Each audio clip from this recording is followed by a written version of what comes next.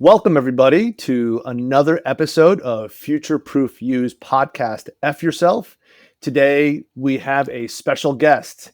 We have my high school friend, Terri Dien from the West Coast, here to join us today and talk about career pivots and the pivots that she's been through, as well as her own journey from her origin story and to what she's doing now. We are so excited to have you here. Thank you so much for joining us.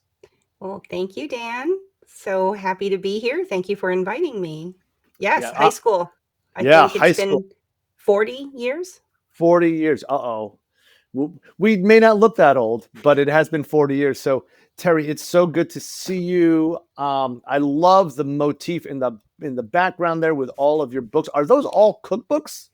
This is my cookbook collection organized by color. Um, Love it. I just needed an interesting backdrop for all of these video calls, and I don't really refer to the cookbooks anymore, unfortunately. So I thought I'd turn them into some piece of art. But it's 500 cookbooks in my collection. Wow, 500. That is 500. really, really cool. Very impressive. Awesome. And Thank you. and we'll talk about the books that you've written a little bit later. But I just want to dive right in. Sure. For you, you're a chef. Kind of like that's your passion, right? And so I'd love to start from the beginning. So after you went to college, you went into kind of like public service, right? I did. Yeah. Yeah. So I studied political science at San Francisco State University with a minor in journalism. I thought, ooh, this would be cool. And then somehow it was also, in the late 80s when I went to college. So the AIDS epidemic was a really big Mhm. thing. And I had an uncle who passed away from AIDS back in 1985, very early 1985, at the Wow. beginning of that pandemic. And so I just thought maybe I'll go into human physiology and also study. There were courses at SF State on HIV disease. And I thought, oh, I know, with political science, with journalism, with physiology, with an HIV concentration, maybe I'll become an AIDS activist. So I thought about that for a while. That was really something that motivated me. And then in my junior year, I had an opportunity to go to Washington, D.C. on an internship, which was really Amazing. great. I worked in the press office for about 9 months, and I lived in Washington, D.C., Which press office? the White House press office.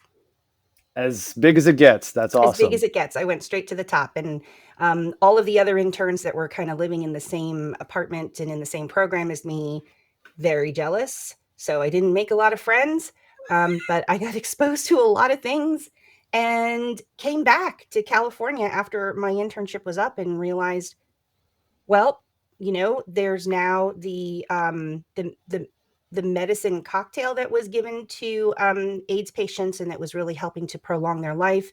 We could actually see that it was going to become more of a chronic disease than a deadly disease, Mm. less need for a fiery AIDS activist. So I actually then caught the bug for political campaigning and messaging, and I just decided to run into that full speed ahead, like running into a brick wall. But I managed to get on a couple of campaigns trying to figure out who I was, what I was doing, what my message was, who I was going to be in the campaign. Realized that organizational management was really important in a Mhm. campaign because you have to make order out of chaos.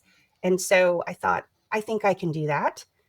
And I got hired by a political consulting firm that specialized in Oh, school bond measures in on California. on So school school bond measures. So school bond measure. communities would have to vote to increase property taxes to pay for bond over time. Right. That would provide money to school districts, public school districts here in California, to increase facilities, increase infrastructure. This was in the late 90s. And so the internet was becoming a thing, Mhm. and people could actually see that it was going to be an excellent learning tool. And so infrastructure in schools, especially in California in the rural areas, those schools were built in the late 40s, early 50s, sometimes even late 60s. And they didn't even have enough electrical capacity for, all the projectors that they needed to run in the school. Wow. lot of growth in certain California communities. And so the facilities, the buildings of the schools themselves were impacted with all the kids coming in from all the families moving into the communities. So some districts needed to build more classrooms. Some districts needed to just upgrade and renovate and improve their infrastructure, their electricity, their plumbing. There were some schools where kids couldn't even use the bathroom or drink out of the water fountain because the plumbing was so bad. So I really felt that it was a worthy cause to get into to really help improve education in California. And I ran many school bond measures over the course of 10 years after graduating from college and Incredible. really helped pass a lot of bond measures so that communities had better schools. Yeah. That's incredible. And so that you say, infrastructure and bringing, just basic functions to schools, but also the internet. And it didn't really matter that you were right in the middle of, Silicon Valley, right? That you still had to deal with all of the basic infrastructure. And that's great work that you did. Wow. This is a revelation to me. I'm so impressed by your work. Thanks. That's incredible. And then how long were you doing that, and what was your next step from there? I did that for about on and off for about 10 years. There's a huge burnout factor. You go into a community, they don't know who the heck you are. They've never seen you before. Some of them don't particularly warm up to a Sure. young Asian woman telling them what to do, Yeah.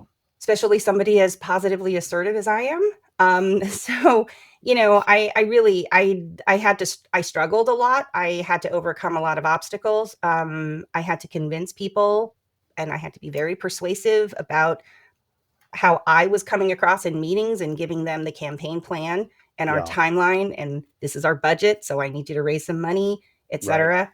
Um, and so I would step away from that every now and then and maybe do some fundraising work for nonprofits. So I worked for the March of Dimes. I've worked for the American Heart Association. And then I would go back into campaigning because I really loved it. Yeah. But it wasn't until about 2001 when 9/11 happened. I was in the Central Valley, south of Sacramento, and the terrible event happened. And it was right around that time where people in the campaign office who were working for me on this school bond measure, they were just like, "Hey, you're not a very pleasant person to work with. I mean, you're very, very driven. You're focused. You're organized. You know exactly what to do. You know exactly what to say. You're really good at what you do, but you're a lot more fun to be around when there's food." And it just so happened Wow. that we were down the street from a really wonderful gourmet supermarket. And I would go in there and I would buy stuff for lunch. And I would be telling people in the office, I mean, I didn't even care if they knew about food or not. I mean, this was their community, it was their supermarket. But here I am telling them about the cheeses and the pairings of with the fruit and the different types of bread. And let's have like a wonderful like picnic lunch outside. And they were just like, it's transforming. Like you're such a different person when you're talking about food. You really should go into food. You should do something with food because you're a big bitch in this campaign office, and we can just tell that you're under a lot of pressure and you're not really enjoying what you're doing. So your personality is totally different. And Wow. I took a big step back from that. I'm like, wow, these people, they've only met me like, 2 months before. I just moved into this community and just met them, just started working with them. And all of a sudden, they're just really being very honest and blunt to me. Hmm? Um, so I was thinking, well, I don't know what I would do. Like, I know how to cook, but I only know how to cook for myself. And I know how to Right. bake, but I only know how to bake for myself because, oh, yeah, in between campaigns, because campaigns are like Come very and go. cyclical, feast or Yep. famine. It's like an actor, you just wait for your next gig. Mm. So in between campaigns, after moving home, before I pack up and move to my next gig, I would actually take cooking classes. I did a cake decorating course, and I was like baking cakes and decorating them and just practicing and refining that Mhm. until my boyfriend at the time was like, yeah, everybody at work doesn't want any more of your cakes. Thank you. They're great. We love them, but it's too much. So I had to like figure out what else to do. with my time. And so then I went into bread baking, and then I went into pastry making instead of cakes. And So you anyway, took classes for I all that? I took classes for that, and they were just like, classes I would find in the newspaper. The San Francisco Wow. Chronicle had a really fantastic food section back then. So this was, again, early to mid 90s. And I would just take classes. I would go to cookbook signings. Like, there would be ads that Williams Sonoma is going to have this Yeah. famous chef or something. And I'd show up. I had nothing else to do. And I would start asking questions. And so all of the cookbooks back here, I've just collected over the years. And I've read every single one of them. I would read cookbooks at night, like people read books at night to fall asleep. Um, and I just sort of taught myself how to cook and bake over the years. But then 2001, um, September 11th, Yeah. really tragic day. And, that completely changed my life. It changed everyone's lives, actually. But Hmm. for me personally, I had to just really understand that, something this huge could just happen. You have no control over it. You don't know when it's going to Hmm. happen. It comes without warning. You can say, I love you and have a great day to your loved ones. And maybe you don't Yeah. see them Yeah. by the end of the day and your whole life has changed. And so that really shook me. And that really got me to understand that, yeah, maybe I am really good at what I do with this campaigning gig, but is it bringing me joy? Am I actually following my passion? I was probably passionate about it when I jumped into it right after college. Um, but I lost that love for the campaigning. It became very rote. I could smell a lie coming at me a mile away. I would literally interrupt people and say, hey, before you go any further with your little story, let me just tell you what I need from you, and let's just kind of meet where we can so that I can get something out of you volunteer wise, Right. because this is your community. It's not mine, right? It's your kids that go to this school district. It's your kids that are going to benefit from what we're doing here. So please, before you lie to me about something, just let me just tell you this is really important, and I don't want you to waste my time. And people don't react to that type of directness very well. But I thought I was doing my job. I was like cutting to the chase. I was like, just like, don't waste my time. Hmm. Let's just focus on what we have to do here, which is win this campaign. So that was like late 20s. I was in my late 20s, and at that time, I didn't realize that I hadn't fully developed as a human being and mature adult yet. So I thought that was how I was supposed to relate to people. Right. Anyway, 9/11 happened. We won the campaign, by the way, that following November. And my dad decided it was time to do a big family trip. Again, it was a big pivotal moment for everybody in their lives. And so we did a big family trip to China. I think we traveled through China for like 5 weeks. And Wow. then it Wonderful. was incredible. It was such a wonderful experience. And it was really a big gift that my dad gave us. And then I came home and I was just like, I think it's time I did something else. So I did one more campaign to wrap it all up. And then I started looking for culinary schools. Didn't really have a plan. I just knew that culinary school was the way to go. In between the campaigns, I was looking for work in restaurants and bakeries, but Right. nobody would hire me because I didn't have any You didn't. professional experience in a restaurant. I was just a home cook, a home baker. And I'm like, yeah, but I really know my stuff. Like, I could show you what I can do. But because I didn't have a degree and I didn't have any work experience in the field, nobody would actually hire me. So I thought, all right, I'll start researching culinary schools. So even with your library of cookbooks and all the knowledge you had amassed, Yes, it was still important to then go out and get some more hands-on in situation knowledge. absolutely. I felt Yeah. that it wouldn't hurt to get a culinary arts degree. Yeah. Um, Certainly, there would be resources available in the department that would sort of help with, career mentoring or career path guidance, or there's got to be a job board or something, or Yeah. internships Sure. available, or people that I can talk to in the industry that are connected to the department. So, yeah, I did a lot of research.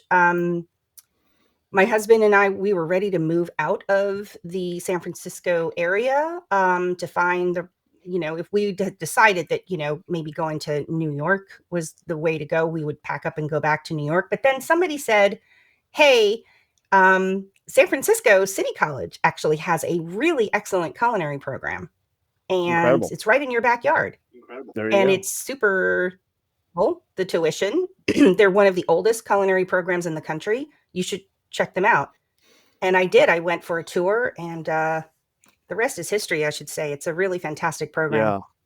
So you were developing the skills over the course of your adulthood, right? By reading all of the cookbooks, but then I find it great that that your colleagues said, hey, you're just happier around food, and that's what a kindness, really, right? What a kindness that they gave to you, that said, you're just happier around food. And so leaning into that, right? So now you've gone and enrolled in schools, and from learning all of that, you then made it into actually teaching other people how to cook. That was literally an accident, I have to I say. I love it. think everything after culinary school was a series of me falling backwards into really wonderful situations without really knowing it. So, my entire culinary career, all I've ever said was how grateful I am for the opportunities that have been given to me. When I started culinary school, it was, a 4-semester program, so it was 2 years, it was a 2-year commitment. You know, my husband said, "Sure, you can go to school full time for 2 years, I'll support you through that, just get a part-time job, something just to kinda help Right. out." And I went and I got a part-time job, and I literally spent more in that part-time job than I actually earned. But that's another story. But yeah, it was really wonderful to approach culinary school and just say, all my life, I started something with a plan. There was a goal in mind. There was a mission. There was something I was getting to. There was some kind of vision of what I was going to do or what I was going to be at the end of like whatever journey I was on. And for culinary school, I'm like, no, you know what? I'm going to be present. I'm going to squeeze as much opportunity out of every minute that I have in culinary school. I volunteered for all kinds of stuff. I stayed late. I got there early. I was older than everybody at that time. So I was, in my early 30s by then when I got to culinary Mhm. school. So I actually related better to my chef instructors, Sure. who Yeah. were adults, than the other students that were coming in that were close to 17 or 19 or 22 years old, and they didn't know what they wanted. And so I had a clearer vision of like how to approach this new chapter of my life and this new career path that I was about to begin. And I remember saying to people, I'm going to take the opportunity when it presents itself at the end of the journey. So I exposed myself to everything I could: food styling, wedding cake design, Wow. food photography, catering, restaurant work. I mean, I did everything and anything I could get my hands on just to get that experience. Is this something that I could find myself doing? And, when I entered culinary school, I thought, well, the only jobs that are actually available are cooks, right? Or chefs in restaurants or hotels or resorts or cruise ships. There are people who run bed and breakfast, people who run Mhm. restaurants, people who run hotels, people who run bakeries, caterers, private chefs, but like there's got to be something else, right? And like, oh, did we forget to mention that in the late 90s, early 2000s, that's when the Food Network kind of came into Sure. focus. Yeah. Everybody started to understand like how food is such an integral part of their day and it's such an integral part of entertainment. And so, I was like, well, maybe there's something there. So I tried out for so many other things. But didn't realize that it was teaching that really gave me the satisfaction and the fulfillment and the feeling like I can take this and I can go with this forever. Yeah. Because people have to eat. People have to learn how to eat and feed themselves. Yeah. And so what I think is really interesting, that you were testing and iterating everything, right? By learning, right? And Yes. knowing, okay, maybe not that. I'm going to lean into these other things here, right? And Right. it's really almost like bringing what you did as a uh, campaign manager, right? A political consultant, the organizational management, into your own journey, right? You were developing the skills, and you were definitely pleasantly assertive with yourself in in that part of the journey. And so you got out, and then you became a teacher.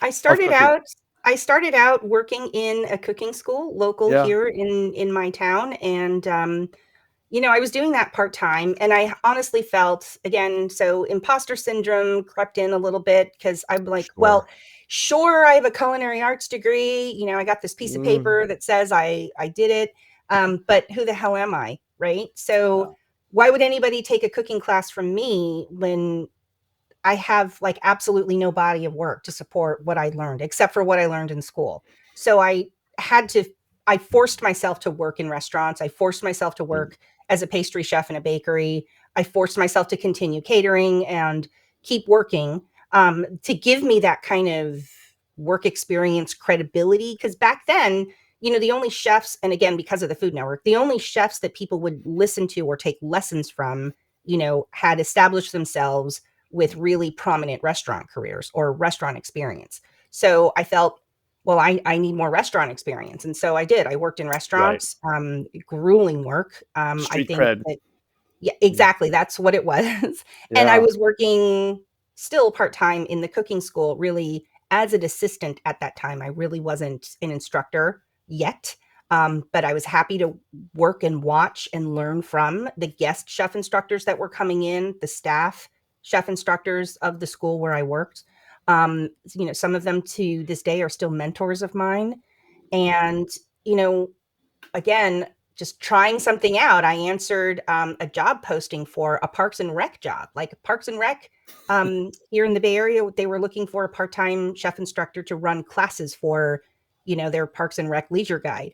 And I'm like, yeah, I could totally do that because that's like super small. It Yeah. wasn't, Test and I iterate, right? that's an iteration, right? I'm like, okay, we're gonna just do a class on homemade focaccia one day, and then we're gonna do a class on stir frying the next day, and we're gonna make paella. Yeah.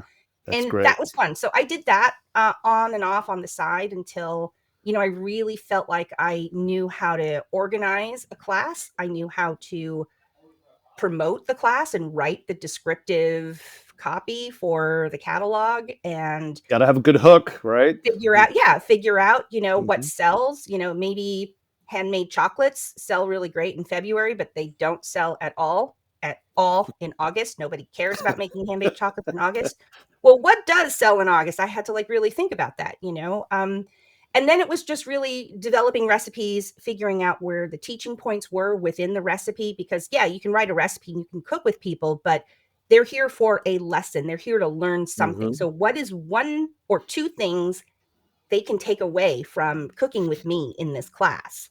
So I really had to think about how people learn. Are they better at hands-on learning or watching or listening? Yeah.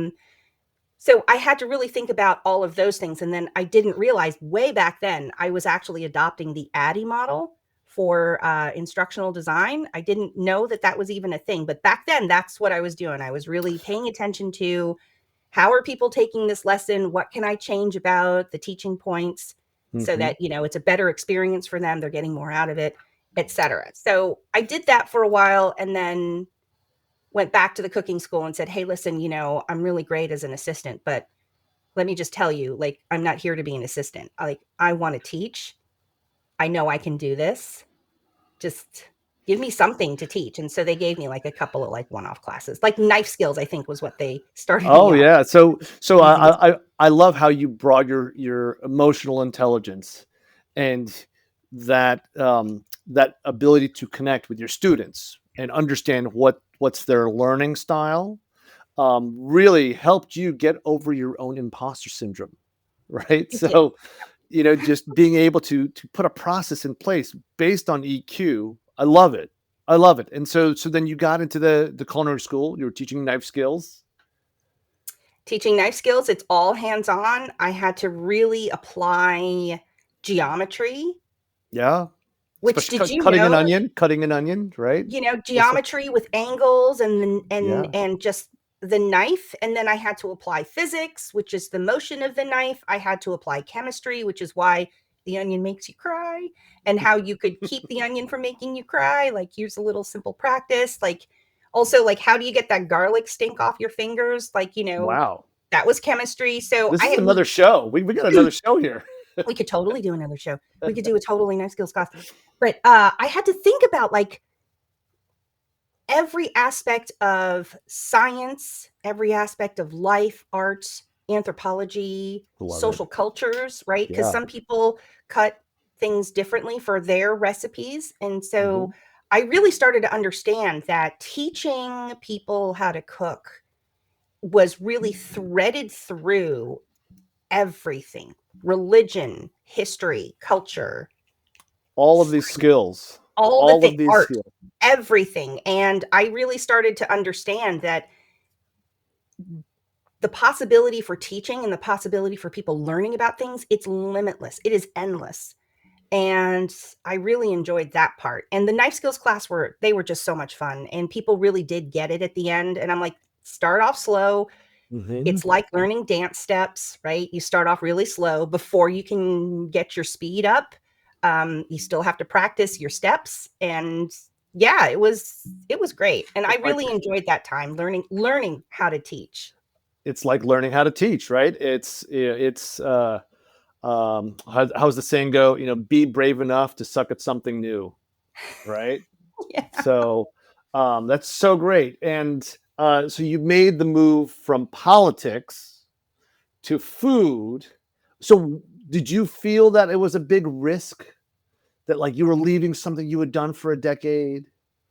Like, did you feel that there was? I mean, you said you had imposter syndrome, but did you feel that there was risk there?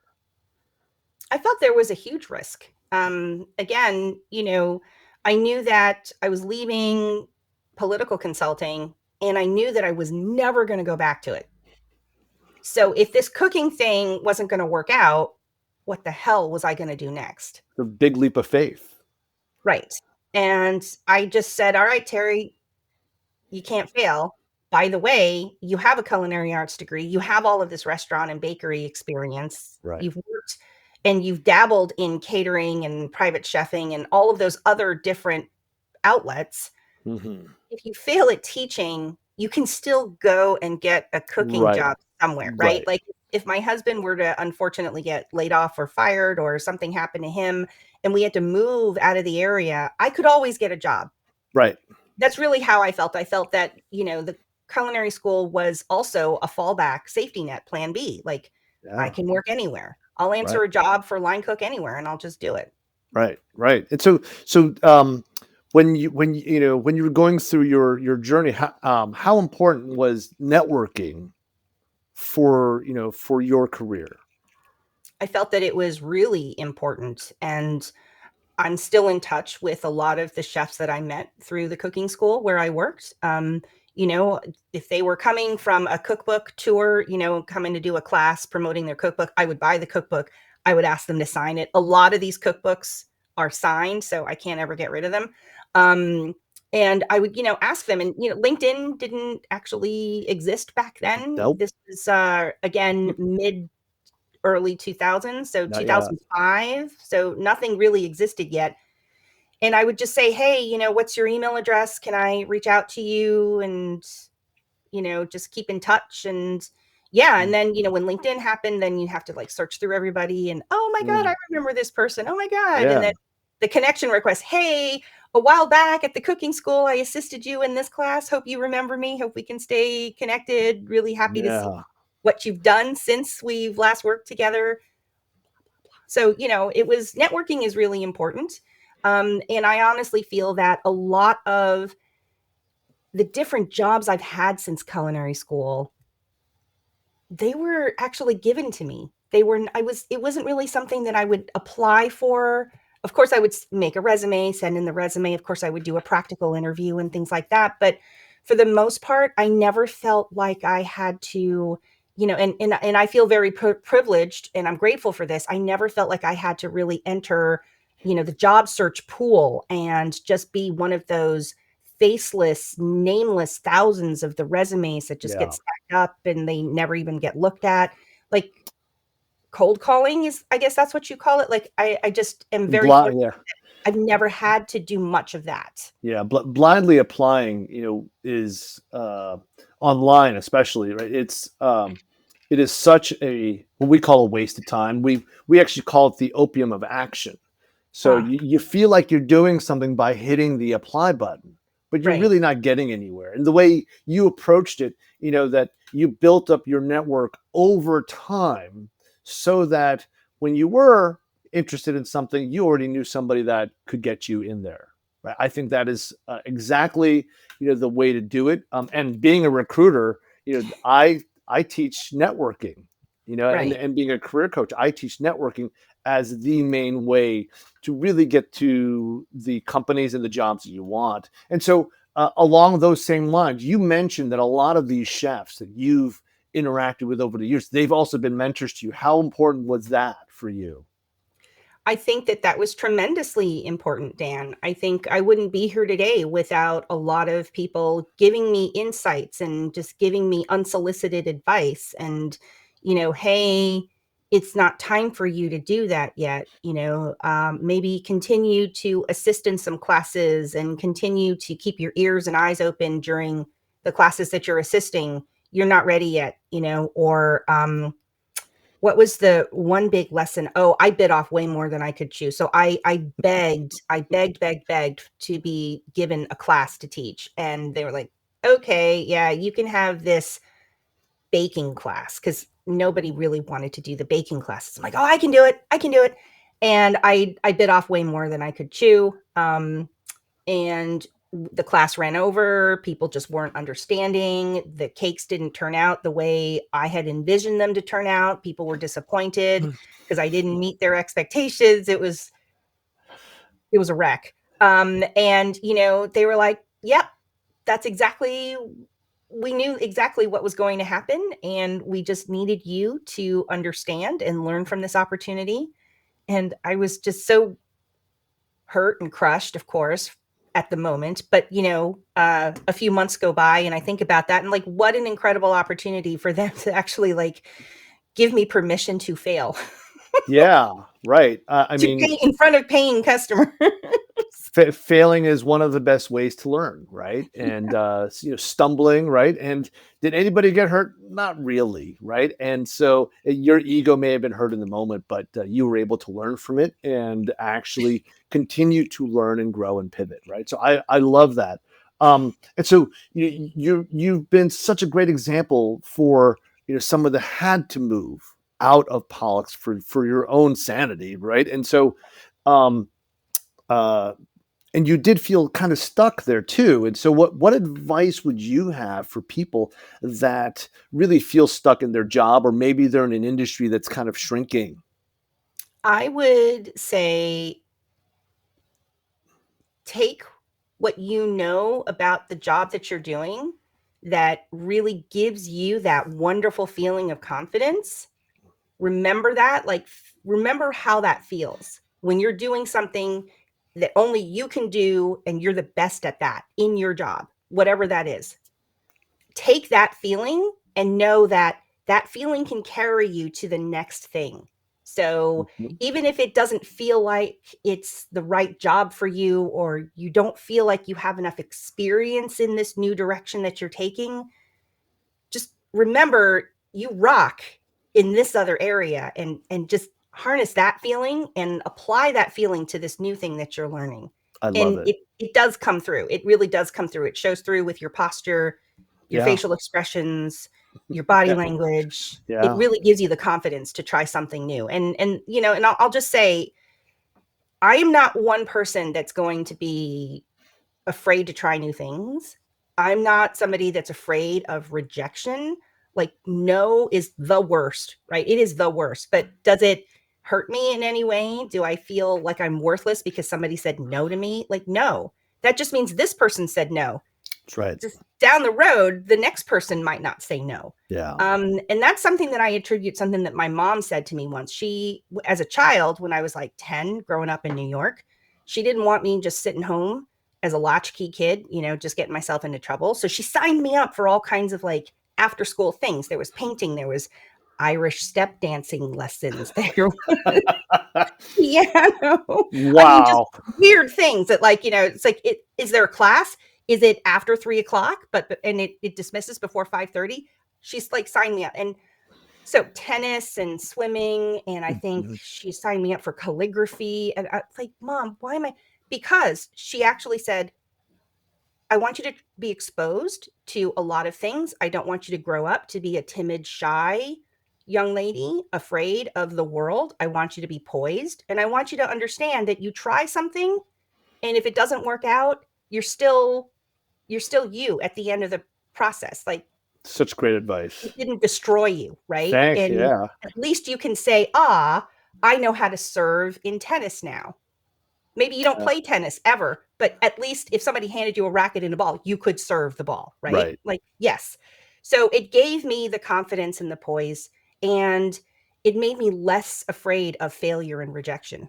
I love it. I love it. Yeah, and that's one of the things that we teach in our school, Future Proof You, is everybody's got skills that you can transfer to another job, another industry, right? You just have to translate those skills for what the that target industry or that target company is looking for.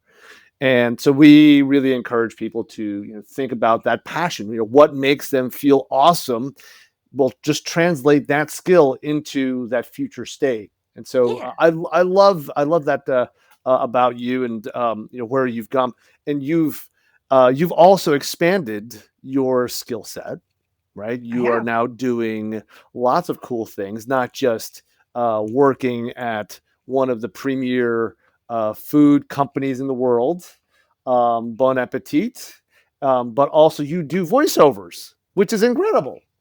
Thank you. Yes. Voiceovers was also a side gig I thought during campaigns. In between the gigs, I thought I'd maybe make some money doing some voiceover. Why not? I lived in San Francisco. There were a lot of recording studios and casting offices and offices that needed voiceover. So the internet was just starting, and we could actually start hearing some audio files with the Hmm. websites that we were visiting. And if you remember, AOL, when the second you sign on, it would say welcome. And if you had an email, you've got mail. And I'm like, I could totally do that. Um, so I started to dabble in voiceover even back then, in the early 2000s, well, late Incredible. 90s. I hadn't Yeah. actually gone to culinary school yet. So late 90s, Incredible. struggling. I was too broke to actually put together a voiceover demo. I was too broke to hire a voiceover coach. And again, because I had all that time on my hands in between gigs, I could go to auditions and I could go to casting offices. Um, Back then, you physically had to go in. But if you fast forward to where we are now in 2025, I would have to say since the pandemic, cost for equipment has been a lot more reasonable. And of Hmm. course, the internet and all of the infrastructure within the internet now. So people can actually record from home. And I just thought, hey, I remember I really enjoyed voiceover back then. And I just couldn't make it. I wasn't I wasn't serious enough. B, I just wasn't confident enough. Um, and C, I just didn't have enough life experience to breathe into copy and roles. So I thought, I can do this now. I can buy a mic, I can buy some headphones, I have a laptop, I can teach myself, the software to edit the audio files.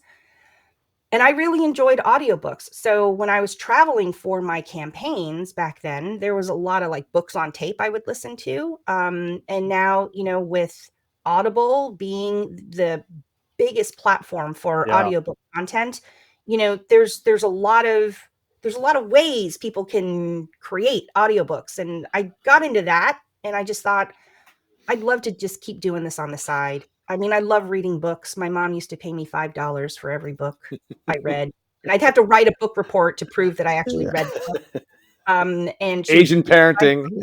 yeah, exactly. Hello. And so I've always loved books. And so, Yeah. my mom really helped shape me who I am today, and I just I just thought I'm getting a little older now. I'm towards the later half of my career. What's next for me? What am I going to do next? My husband has supported me through all of the crazy, wacky jobs I've always wanted to do. And, it'll be his time. It'll be his turn to say, hey, I'm going to retire at this age when this happens and this and this. And Yeah. maybe he says he wants to move. Right. So I don't want to go somewhere and have to reinvent myself again in the culinary industry. So I thought, well, maybe if I establish a freelance voiceover career and Yeah. become an audiobook narrator, if I can do the networking and all the work to launch that as a freelance business, now I can give myself a 3-year plan and a 5-year plan. By the time Paul's ready to figure out what he wants to do next, maybe by then I'll have the ability to make that flip into doing this full time at some point. So I'm doing it now because, it has to be a going concern when that Sure. happens in the future. So I Sure. have to do the work now. Yeah.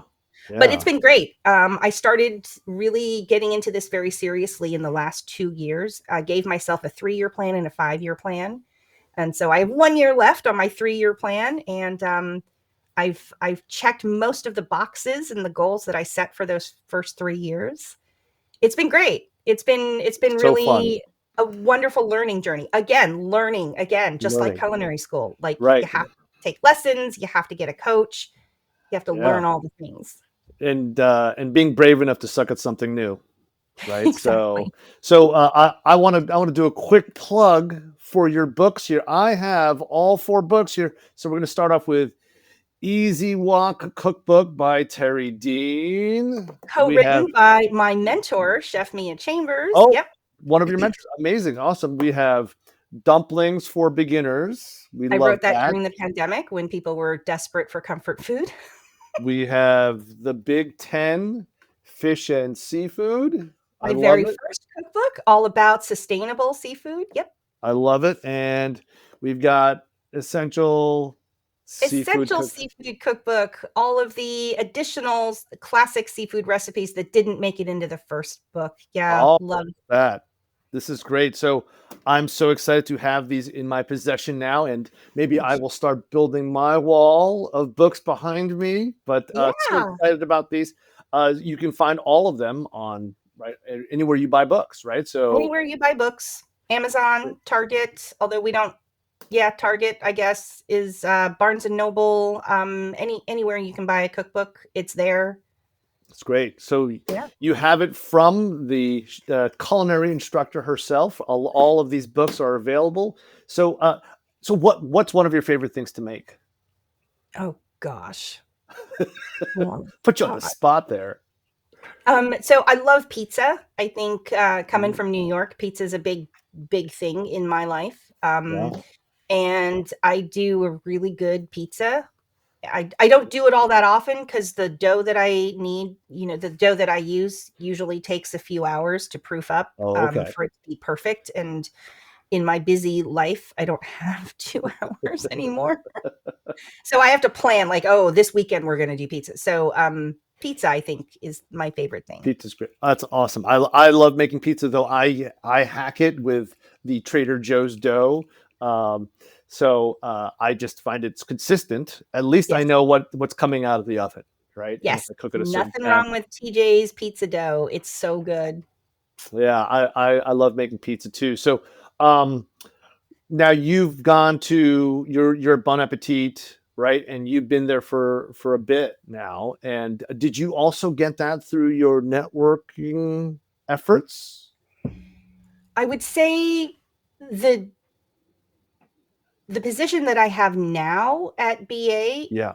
came through marketing efforts. Coming into BA, it was sort of a recruiter actually approached me on LinkedIn. It was a cold email. Wow. All I right. was managing a cooking school full time for a retail company. And again, I was burning out because I don't do anything just 100%. I do it 178%.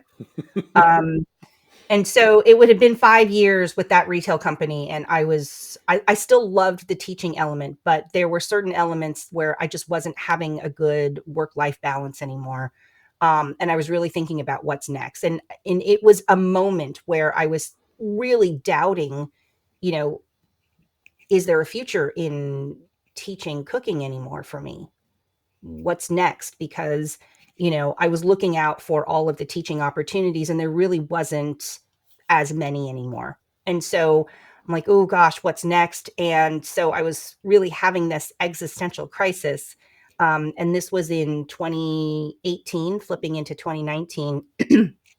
And that's when the publishers reached out for the Big Ten Fish and Seafood Cookbook. They were like, hey, we'd love to collaborate with you on a cookbook. And I'm like, how did this just drop out of the sky? And again, the editor who contacted me had actually just done a Google search on chef instructors in the Bay Area. And she found my website and she found my LinkedIn. Funny.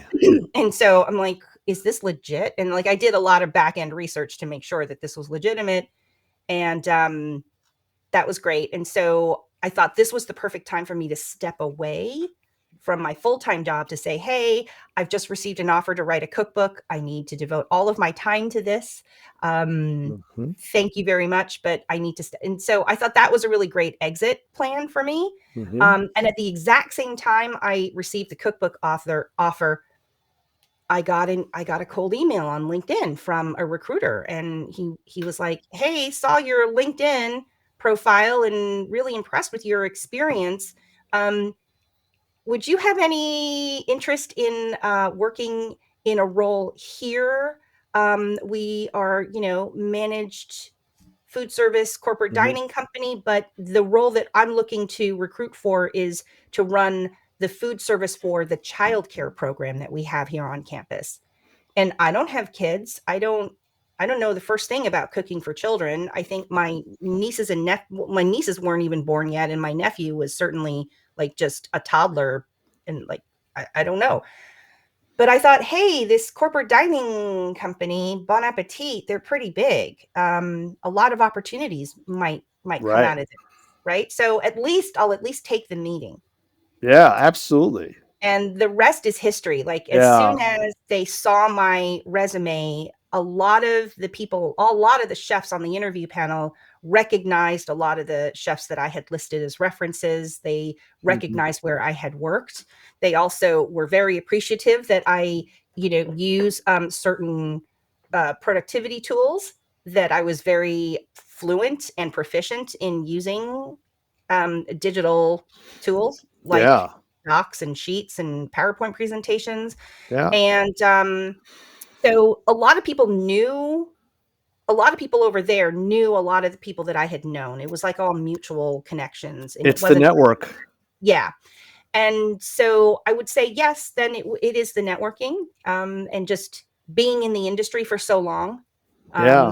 and doing so many different things in the industry for so long. So yeah, I took the childcare role, which was fantastic. We fed over 400 kids, um, Wow. every single day, 3 meals a day, and it was a super tight, um, food allergen restrictive, Wow. Food safety. menu Yeah. that we had to have for food safety, Yeah. and I learned a lot about that. And again, the learnings that I got through being the executive chef of childcare actually transitioned me into the role that I have now, which was really great. And, again, the pandemic, as horrible as the pandemic was for many, many people on this planet, I have to say I came out with really good beneficial things that happened to me because of the pandemic. Yeah. And also you've got more stuff to put on your already strong LinkedIn profile, which got you both the writing gig as well as the gig with your present company now. I think it's so great that you are comfortable with not just experimenting, but also talking about your journey almost in real time, right? And so Yes. I think that's such a great example of using content. And obviously you are a master at producing content, both written and also the audio. So having all of that in your journey really shaped, their search because they fell upon you, right? And that's a lot of what I think a lot of what people really need to be comfortable with is talking about their journey, and whatever happened, that's what you did, right? You owned it, right? You got to own it. Um, so I have a question about all of the artistic work that you do, from your cookbooks, your voiceover, to creating food or leading food service, right? Is it important that your audience likes what you do? Is it important to you that you get that feedback? Yes, I would have to say, I crave feedback. I crave Mm-hmm. positive feedback. It is validation for me, Mm-hmm. that people like what I do. But also, I have to say, it's okay too if they don't, right? Like, Right. I've been on this planet long enough to know that it's okay if people don't like what I do. It's okay if they don't like me. There are plenty of other people that do. I like myself. I like what I'm doing. Again, I only do things that I like to do at this point in my life, and I'm pretty happy with what's going on here. And Great. if it's not for somebody else, that's okay. It's not for them. It's for me. Right. And I think that's a lesson that a lot of people can take away from today. It's if you get a no, it just might be a not now, right? Or it may lead to a referral to somebody that might be a maybe, right? And so that's such great learnings today, Terri. It is so good to have you on our show. It is. We've learned so much today. I know our audience will take a lot from this, especially the different adventures you've had. Every show, I want to end every show with some speed round questions. Okay. You do not know what the questions are, right? So this is totally off the cuff, and I want the first reaction. Are you ready? Okay. Are you ready? Okay. You have to have a last meal. What is it? My last meal is the roast chicken from Zuni Cafe. Awesome. What are you reading now? I'm reading 2 books right now. One is, for voiceover. It's called Audition by Michael Shurtleff, and it's all about how to get your head into the right space for auditioning successfully. And another book I'm reading, was a free little neighborhood library book, Yeah. those little cabinets. I pulled one out. It's called Bad Blood by Linda Fairstein, and it was written several years ago. It's like a legal thriller. Wow, very cool. But I love that you're still adding your skills, right? So, getting that audition mindset. I love it. Um, what is one TV show or movie that you've already seen that you wish you could watch like it's the first time?